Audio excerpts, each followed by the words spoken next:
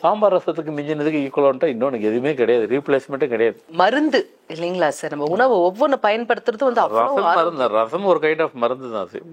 ஊரில் என்னென்ன காய்கறி இருக்கோ அவ்வளோ காய்கறியும் போட்டு அதை போட்டுட்டு என்னென்னமோ போட்டு பண்ணி முடிச்சுட்டு அதுக்கு என்ன பேர் வைக்கிறதுன்னு தெரியல.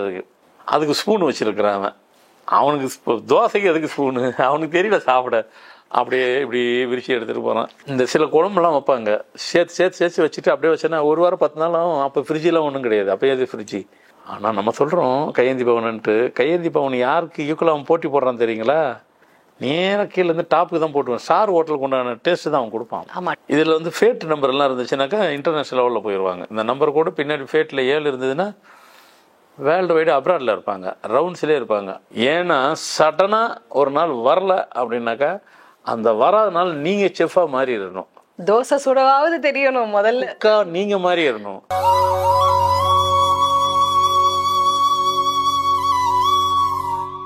ஆன்மீக உலா அன்பு நேயர்களுக்கு இனிய வணக்கம். கல்யாண சமையல் சாதம், காய்கறிகளும் பிரமாதம், அந்த கௌரவ பிரசாதம் இதுவே எனக்கு போதும். ஆஹா சொல்லும் போதே அப்படியே நாவில் ஜலம் ஊறுகிறது இல்லையா? சோ சாப்பாடு அப்படின்னா பிடிக்காதவங்க யாருமே கிடையாதுங்க. அதுவும் இன்னைக்கு பாத்தீங்கன்னாக்கா பயங்கர பூமிங் இண்டஸ்ட்ரியே இந்த ரெஸ்டாரண்ட் ஃபீல்ட் தான் அப்படின்னு சொல்லணும். நம்ம உணவகங்கள் அப்படின்னு எடுத்துக்கும் போது மிகப்பெரிய 5 ஸ்டார் 7 ஸ்டார் ஹோட்டல்ல இருந்து நம்ம கிட்ட இருக்கக்கூடிய, நம்ம தெருவுல இருக்கக்கூடிய கையேந்தி பவன் குட்டி கடை வரைக்கும் ஒவ்வொரு ஜானர் ஆஃப் ரெஸ்டாரண்ட் செயின்லயும் பாத்தீங்கன்னாக்க சுவை அப்படிங்கிறதுதான் பிரதானமா இருக்கு இல்லையா? நம்ம வீட்லயே கூட பாத்தீங்கன்னாக்கா சில பேர் சும்மா அப்படியே கையளவா எடுத்து போட்டேன்ப்பா அது நல்லா வந்துருச்சு அப்படிம்பாங்க. அவ்வளவு சூப்பரா அந்த டிஷ் இருக்கும். நம்ம என்னதான் கரெக்டா பார்த்து மெஷர்மெண்ட்ல செஞ்சாலும் கூட அந்த அளவுக்கு சுவைக்காத டிஷ்ஷஸும் இருக்கு இல்லைங்களா? சோ நலபாகம் அப்படின்னு சொல்லும் போது ஆண்கள் தான் பிரதானமா இருக்காங்க. அப்படிப்பட்ட ரெஸ்டாரண்ட் ஓனர்ஸ் அவங்களுடைய ஹோட்டல்ஸ்ல வச்சிருக்கிற அந்த ஷெஃபோடைய எண்கள் எப்படி இருந்தால் அவங்க தொட்டதெல்லாம் அவ்வளவு சூப்பரா சுவைக்கும். அதன் மூலமாக மிகப்பெரிய டர்ன் ஓவர் அந்த ஓனருக்கு கிடைக்கும். இது குறித்த தெளிவான விளக்கங்களை நமக்காகவே எடுத்திருப்பதற்காக நம்ம அரங்கிற்கு வருகை தந்திருக்காரு ஃபார்மேட் நியூமராலஜியின் தந்தை டாக்டர் மகாதன் சேகர் ராஜா அவர்கள். வாங்க நேயர்களே, சார் சந்திப்போம். வணக்கம் சார். வணக்கம்மா சார். குட்டியா சொல்லணும்னா உப்பில்லா பண்டம் குப்பையிலே, உப்புள்ள பண்டம் தொப்பையிலே அப்படிம்பாங்க சார். அதாவது சாப்பாடு அப்படின்னாலே அது சுவை அப்படிங்கிறது வந்து கூடுதலா இருந்தாக்க நம்ம மனசுல என்னதான் வந்து ஸ்ட்ரெஸ் இருந்தாலும் சரி, டென்ஷன் இருந்தாலும் சரி, அப்படியே அது அமைகிடும் இல்லைங்களா? இன்னும் சொல்ல போனா நிறைய 7 ஸ்டார் ஹோட்டல்ஸ் 5 ஸ்டார் ஹோட்டல்ஸ்ல கூட NRI இல்ல ஃபாரினர்ஸ் வருவாங்க இல்லைங்களா? அவங்க வரும்போது அந்த டேஸ்ட் ஆஃப் த ஃபுட்டை பேஸ் பண்ணி தான் அங்க ரூம் போடுறத பத்தி அவங்க யோசிப்பாங்க. அந்த அளவுக்கு சுவை அப்படிங்கிறது பிரதானமா இருக்கு சார். என்னுடைய கேள்வி என்னன்னாக்க நலபாகம் அப்படின்னு சொல்றேன். என்னதான் வீட்டுல பெண்கள் சமைச்சாலும் கூட நிறைய ரெஸ்டாரண்ட்ஸ்ல பாத்தீங்கன்னாக்கா ஆண்கள் தான் பிரதான ஷெஃபா இருக்காங்க இல்லைங்களா? எந்த எண்ணில் பிறந்தவர்கள் ஷெஃபாக ஆனால் அவங்க தொட்டதெல்லாம் அவ்வளவு சூப்பர் சுவையாக இருக்கும். பொதுவாக வந்துட்டு இந்த சமைக்கிறதுலன்னு பார்த்தீங்கன்னாக்கா டேஸ்டாக சமைக்கிறதுல உலகத்தில் நம்பர் 1 நம்ம தமிழ் ஆளுங்க தான். செம்ம சார். அவங்கள மாதிரி டேஸ்ட்டு சாப்பிட்றது யாருமே கிடையாது. மற்றவங்களாம் சாப்பிட்டதே தான் திருப்பி சாப்பிடுவாங்க. நம்ம ஆளுங்க தான் ஒவ்வொரு டைமுக்கு ஒரு டேஸ்ட்டு, ஒவ்வொரு நாளைக்கு ஒரு டேஸ்ட்டு மாற்றிக்கிட்டே இருப்பாங்க, லேர்ன் பண்ணிக்கிட்டே இருப்பாங்க சமைக்கிறதில்ல. எல்லா அது லேடிஸ்லேயும் சரி, வீட்டிலேயே லேடிஸுங்களும் சரி. லேடிஸே அப்படி இருக்கிறாங்கன்னாக்கா ப்ரொஃபஷனலாக உள்ளவங்க அப்போ ஜென்சி எந்த அளவுக்கு இருப்பாங்க? ஏன்னா அவங்க அப் டு டேட் வரைக்கும் இருக்கணும் அவங்க பிஸ்னஸில். அதனால் இதில் வந்து சமையல்காரங்க நீங்கள் வேர்ல்டு ஃபுல்லாக பார்த்தீங்கன்னாக்கா பெரிய குக்கு இல்லை செஃப் யார் பார்த்தா சமையல் தமிழால் தான் இருப்பாங்க. மெரீனில் போனாலும் கூட சரி இவங்க தான் இருப்பாங்க. அங்கே அதுக்காக மற்ற ஆள்லாம் இல்லைன்னா சொல்ல மாட்டேன், இருக்கிறாங்க. மேஜர் ரோல் இவங்க தான். நம்ம வேர்ல்டு ஃபுட்டே நம்ம தமிழ்நாட்டுக்குள்ள இருக்கோம் அப்படின்னு சொல்லலாம் சார். ஆமாம், ஒரு முறை பில் கிளின்டன் பிரசிடெண்டாக இருந்தார். பிரசிடெண்டாக இருக்கும்போது இந்தியாவுக்கு வந்தார். மொத்தம் 256 வகையான சாப்பாடு போட்டாங்க. சாப்பிட்டாரு, முடிச்சாரு, பேட்டி கொடுக்குறாரு. பேட்டி கொடுக்கும்போது சாப்பாடெல்லாம் இந்தியா சாப்பாடு இருந்தது. நம்ம டூர் நல்லா இருந்தது, வழக்கமாக சொல்கிறது தான். நல்லா ஜேர்னி நல்லா இருந்தது, நல்லா இது ஓகே, எல்லாம் ஓகே, நல்லா பண்ணிங்க. சாப்பாடு எப்படின்னு ஒரு ஆள் கேட்குறாரு, பதில் சொல்கிறாரு, ஃபஸ்ட் கிளாஸாக இருந்தது. ரசமும் சாம்பார் அப்படி ஒரு டேஸ்ட் எனக்கு அதான் பிடிச்சிது. ஏன்னா நம்ம சாம்பார் ரசம் வந்து உலகத்தில் யாரும் விட்டதில்லை. அப்புறம் அதனால சாம்பார் ரசத்துக்கு மிஞ்சினதுக்கு ஈக்குவலான்ட்டா இன்னொன்று எதுவுமே கிடையாது, ரீப்ளேஸ்மெண்ட்டே கிடையாது. அதுவும் மருந்து இல்லைங்களா சார்? நம்ம உணவு ஒவ்வொன்று பயன்படுத்துறது வந்து மருந்து. ரசம் ஒரு கைண்ட் ஆஃப் மருந்து தான் அது. இந்த சாம்பார் எப்படி வந்ததுங்கிறது இன்னும் தெரியாதுன்னு சொல்ல முடியாது, சில பேருக்கு தெரியும். சாம்பார்ன்றது வார்த்தையே எப்படி வந்தது, அது எப்படி உருவாச்சு அப்படின்னாக்கா பல ஆண்டுகளுக்கு முன்னாடி சத்ரபதி சிவாஜி நம்ம தமிழ்நாட்டுக்கு வர்றாரு. இங்கே வரும்போது அப்போது புதுக்கோட்டை மன்னர் அவர் சிறப்பு விருந்தினர் அவர் வர்றாரு.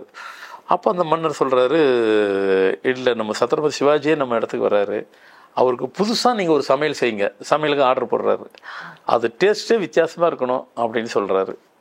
அவரே அசந்து போகிற அளவுக்குனாரு. இவங்க நம்மளால் சமைக்காரங்களாம் யோசித்து பாரேசில் ஊரில் என்னென்ன காய்கறி இருக்கோ அவ்வளோ காய்கறியும் போட்டு அதை போட்டுட்டு என்னென்னமோ போட்டு பண்ணி முடிச்சுட்டு அதுக்கு என்ன பேர் வைக்கிறதுன்னு தெரியல. அதுக்கு மொத்த காய்கறிகளையும் போட்டு அதை போட்டு அதெல்லாம் பண்ணிவிட்டு அவருக்கு சமைச்சு பார்த்தா அவர் சாப்பிட்டு, இவ்வளோ பேர் வச்சு ஃபஸ்ட் கிளாஸாக இருக்க, இது வந்துட்டு என்ன பேர் வைக்கலாம், இவ்வளோ நல்லா இருக்கு, எங்களுக்கு பேர் வைக்கிறது நீங்கள் வைங்கன்னு சொல்லும்போது, நீங்களே வைங்க அவங்களுக்குள்ள பேசி கொடுத்துட்டு அவர் பேர் சாப்போஜின்னு பேர் வச்சுட்டாங்க. அந்த சாப்போஜிங்கிறது ஒரு கட்டில் சாப்போஜின்னு வச்சு அதுதான் சாம்பாராக மாறிடுச்சு. சாப்போஜி சாம்பார் ஜார் அப்படியே வந்து சாம்பார் மாறிடுச்சு. சாம்பார் அப்படி தான் வந்தது.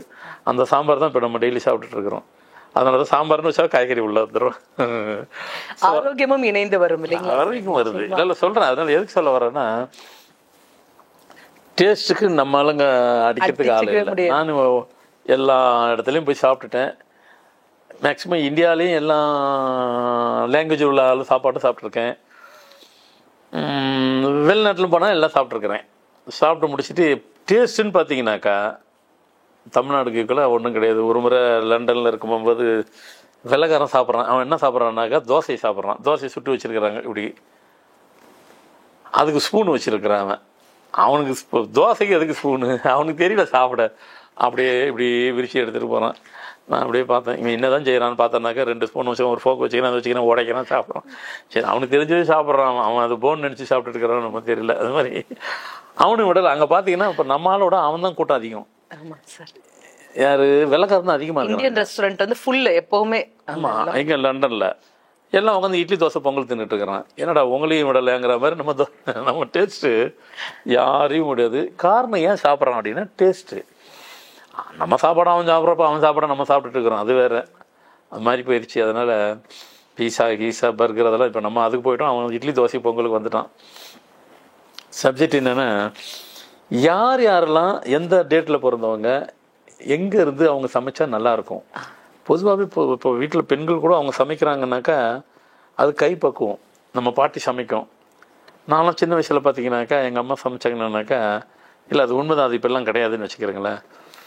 இந்த சில குழம்புலாம் வைப்பாங்க, சேர்த்து வச்சுட்டு அப்படியே வச்சேன்னா 1 வாரம் 10 நாளும். அப்போ ஃப்ரிட்ஜெலாம் ஒன்றும் கிடையாது. அப்போ எது ஃப்ரிட்ஜு சேர்த்து வைப்பாங்க. இந்த பழைய குழம்பு தான் பார்த்தீங்கன்னா சாப்பிட்றதுக்கு நல்லாயிருக்கும். டேஸ்ட்டு பழைய குழம்புக்கு பழைய சாதம். இல்லை உண்மைதான் நான் சொல்கிறது. அது பழைய ஆளுங்களுக்கெல்லாம் தெரியும். அது கூட டேஸ்ட்டு எதுவுமே கிடையாது. எல்லாத்தையும் போட்டு மிக்ஸி அடித்து விட்ருவாங்க. இப்போ அதெல்லாம் கிடையாது. அண்ணன்னு மாற்றிடுறாங்க. காலம் மட்டும் மத்தியானம் கிடையாது, மத்தியானம் சாயந்தரம் நைட்டு கிடையாது, நைட்டு மறுநாள் கிடையாது. நம்ம மாற்றிடுறோம். சேர்த்து வச்சு சாப்பிட்டா நல்லாயிருக்கும், அது வேறு விஷயம். அப்போது அது கைப்பக்குவம். பெண்களுக்கு அந்த கைப்பக்குவம். ஆண்கள் ஹோட்டலுக்கு கைப்பக்குவம் எல்லாம் சொன்னால் அவன் வேலைக்கு வச்சுக்க மாட்டாங்க. வேலை தெரிஞ்சால் தான் அங்கே வேலை. அப்போது அங்கே எது வேலை செய்யுதுன்னு சொன்னாக்கா நம்பர் தான். இங்கேயும் பெண்கள் கைப்பக்குவம்னா கூட அதுவும் ஒரு நம்பர் தான். ஆமா, சில பேருக்கு தான் நல்லா செட் ஆகுது, சில பேருக்கு செட் ஆக மாட்டேங்குது சமையல். இப்போ எங்கள் அம்மாலாம் சமைச்சானா சான்ஸே கிடையாது. ஒய்ஃபு நல்லா சமைப்பாங்க, இல்லைன்னு சொன்ன அப்புறம் பார்த்துட்டு அவங்க சட்டை போடுவாங்க. இல்லை உண்மையிலே சமைப்பாங்க, ஒரு காம்ப்ரமைஸ்க்காக சொல்லலை. டெய்லி இப்பவும் சொல்லி அப்டேட்டில் தான் இருப்பாங்க. டெய்லி யூடியூப்பை பார்த்துட்டு நான் சாப்பிட்றது வெஜிடேரியன் தான், எது வந்து அதையும் விடுறதில்ல, ஏதாவது வைக்கிறது சரி வச்சுட்டு நல்லா இருக்காதும்பாங்க. அது பெண்களுக்கும் உண்டான இயல்பு குணம் அது. ஆனால் ஹோட்டலில் வந்துட்டு 10 ஸ்டாரு 9 ஸ்டாரு 7 ஸ்டாரு அந்த ஸ்டார் இந்த ஸ்டார் எல்லா ஸ்டார் ஹோட்டலும் இருக்கும். அடுத்த கேடர் உள்ள ஹோட்டல் இருக்கும். அடுத்து அதிலே வந்துட்டு கடைசி நீங்கள் சொன்ன மாதிரி கையேந்தி பவன் வரைக்கும் வந்து நிற்கும்.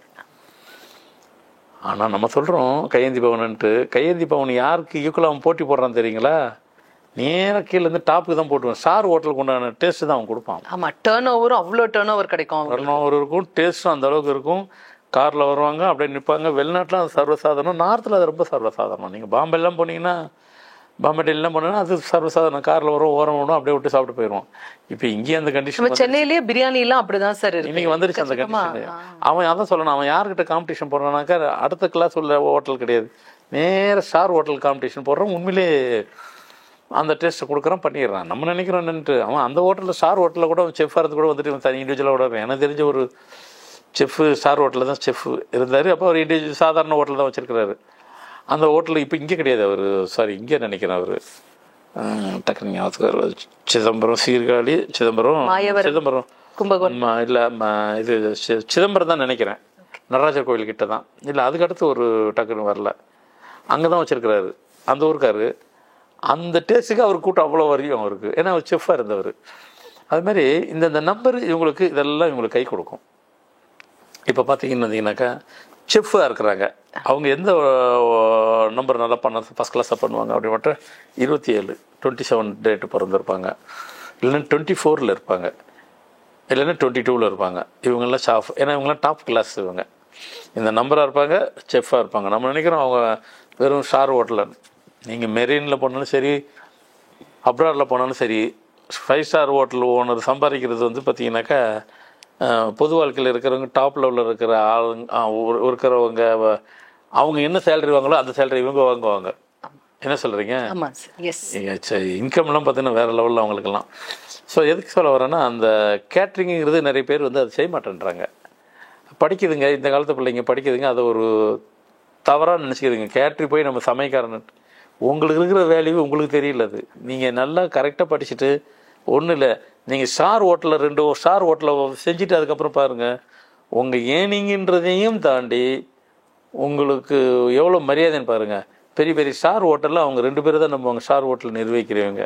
அந்த பாஸு ஒன்று பெரிய ஜிஎம் இருப்பாங்க, அடுத்து யார்கிட்ட இன்சார்ஜ் கொடுப்பாங்க தெரியுமா? செஃப்கிட்ட தான் கொடுப்பாங்க. ஆமாம், அதுதான் கரெக்ட் தானே நான் சொல்கிறது, செஃப்கிட்ட தான் கொடுப்பாங்க. ஆனால் செஃப்னு தெரியாது, அங்கே வேலையை முடிச்சுட்டு நேரம் வந்து நின்றுவாருங்க, ரவுண்ட்ஸ்லேயே இருப்பார். செஃப்க்கு தான் தெரியும். சர்க்கஸில் பஃபன் மாதிரி அவங்க அவ்வளோ எல்லாம் பஃபனுக்கு எல்லா விஷயம் தெரியும், மொத்த கதையும் அவங்களுக்கு தெரியும், மொத்தத்தையும் நிர்வகிக்கிறது அவங்க தான். அந்த அளவுக்கு செஃப்க்கு எல்லா விஷயம் தெரியும். கார்ட்ஸ்ல ஜோக்கர் மாதிரி. அதே தான், பயங்கர ஸ்ட்ராங். ஆமாம், எல்லாத்துக்கும் யூஸ் ஆவாங்க, எல்லாம் தெரியும் அவங்களுக்கு.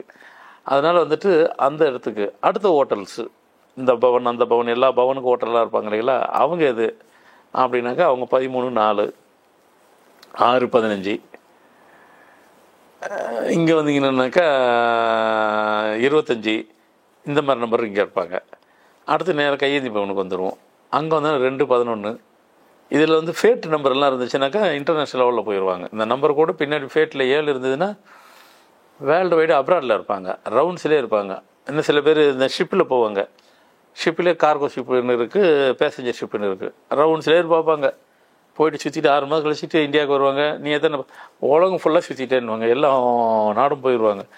அவங்களுக்கு யோகம் இருக்குது அனுபவிக்கிறதுக்கு, அந்த பர்த்தில் பிறந்திருக்கிறாங்க, அதனால் இருக்குது. அப்போது அல்டிமேட்டாக ஒவ்வொருத்தரையும் இப்போ நம்ம எவ்வளவோ பேசுகிறோமே, நம்பர் தான் உங்களை இயக்குது, நம்பர் தான் உங்களை ஃபங்க்ஷன் வைக்குது, பண்ண வைக்குது. நாம் அதை கரெக்டாக டியூன் பண்ணிட்டு போனாக்கா எல்லா இடத்துலையும் நாம் ஜெயிச்சுக்கிட்டே இருப்போம். நாம் ஜெயிக்கிறதுக்கு உங்கள் நம்பர் தான் அப்படிங்கிறத சொல்லுங்கள். ஓகே ஷெஃப், சொன்னீங்க சார், இப்போ வந்து ரெஸ்டாரண்ட் ஓனருடைய நம்பர் எது இருந்தால் யார் தைரியமாக ரெஸ்டாரண்ட்டை ஓப்பன் பண்ணலாம்? கிட்டத்தட்ட அதுக்கு ரிலேட்டட் தான். ஆமாம், அதுக்கு இருந்தால் தான் நான் ஹோட்டலில் வைக்க முடியும். இவங்க இப்போ செஃப்புக்கு உண்டானதை படிச்சுக்கிறாங்க, இவங்க அதை நடத்துறதுக்கு உண்டானதை தெரிஞ்சுக்கிறாங்க எக்ஸ்பீரியன்ஸில். நீங்கள் இதில் இன்னொன்று, இப்போ நீங்கள் நல்ல சூப்பரான கேள்வி கேட்டீங்க.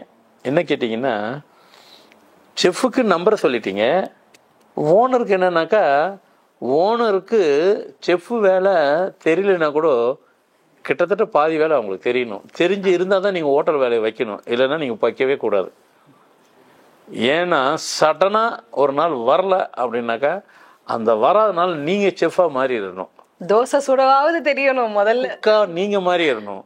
நீங்கள் ஓனரு குக்காவும் செஃப்பாவும் என்னைக்கு மாற கற்றுக்கிட்டு நீங்கள் தொழில் பண்ணிங்கன்னா உங்கள் தொழிலை உங்களை அடிக்க முடியாது, ஸ்டாஃபை ஈஸியாக மெயின்டைன் பண்ணலாம். நீங்கள் அதை தெரியாமல் காசு இருக்குன்னு சொல்லி ஹோட்டல்லையும் சின்ன ஹோட்டலும் பெரிய ஹோட்டல் நிர்வகிக்கணும்னு நினச்சிங்கனாக்கா அந்த லைஃப்பில் நீங்கள் தோற்றுருவீங்க. ஏன்னா உங்களுக்கு எதுவும் தெரியலங்கிறது மற்றவங்களுக்கு தெரிஞ்சிருச்சுனாக்கா உங்களுக்கு அதே தான் ட்ராபேக்ஸ் ஆயிரும். அதனால் அந்த ஃபீல்டில் இருக்கிறவங்களுக்கு அது கண்டிப்பாக தெரியணும். வரலையா அங்கே போய் நிற்கணும். நீங்கள் சொன்ன மாதிரி 2 தோசையாக சுடணும். ஓனருக்கு எல்லாம் ரெடியாக இருக்கிறாரு, தோசையும் சுட தெரியுது அவருக்கு அப்படின்ட்டு தோசையை சுட்டு காட்டணும். ஓஹோ, நம்ம இல்லைன்னா கூட இவர் வேலை பார்த்துட்டு அப்புறம் நமக்கு வேலை என்ன ஆகுறதுன்னு நினச்சிட்டு அவங்க பயப்படணும். அதை தெரிஞ்சுக்கிட்டு ஹோட்டல் வைங்க, தெரியலனா கூட இப்போ கற்றுக்கிட்டு செய்யுங்க. ஸோ நீங்கள் ஜெயிச்சிருவீங்க, உங்களுக்கு தோக்கவே மாட்டீங்க ஹோட்டல் லைனில். எக்ஸலன்ட் சார், சிந்திக்க வைக்கக்கூடிய தெளிவான விளக்கங்கள் எங்களுக்காகவே பகிர்ந்துட்டீங்க சார். கோடான கோடி அன்பு நெஞ்சங்கள் அனைவர் சார்பாகவும் மனமார்ந்த நன்றிகள் சார். ஆன்மீக உலா சேனலை பாருங்க, மறக்காம லைக் பண்ணுங்க, ஷேர் பண்ணுங்க, சப்ஸ்கிரைப் பண்ணுங்க.